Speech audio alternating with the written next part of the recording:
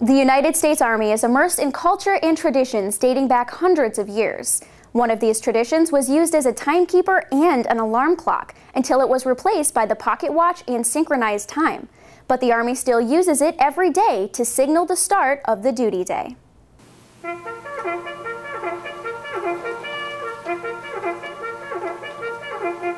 The Army's dedication to preserving the past is seen through museums, artifacts, and traditions. While one of the Army's oldest traditions is a song soldiers hear every morning called the Reveille. The bugle calls that we hear at Fort Benning haven't changed in 200 years. They do it in the morning to signify the beginning of the duty day and the rising of the colors. When you hear Reveille, means you're close, but get lined up and everything, because they're going to call the roll. The first sergeant's going to call your name and you better be there to answer it. The Reveille is played electronically now, but when it was first used, it was played on a bugle by a soldier called the Bugler. He never carried a weapon, but his job was just as important. The band was a very important morale builder, and you could also hear a sound a lot further than you could see in the woods or in the mountains. And so what happens is the field music, or the musicians, would be considered soldiers, but they would not carry weapons. One such bugler managed to get himself over an impenetrable wall in Peking, China, during the Boxer Rebellion. Calvin P. Titus scaled the wall and opened the door from the inside, allowing for capture of the city. He later received the Medal of Honor for his heroic actions.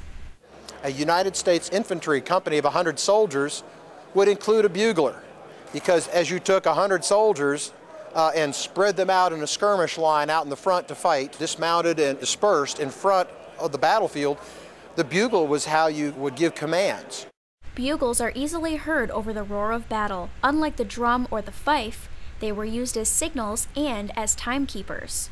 Bugle calls were how the entire schedule was run in the military until World War I.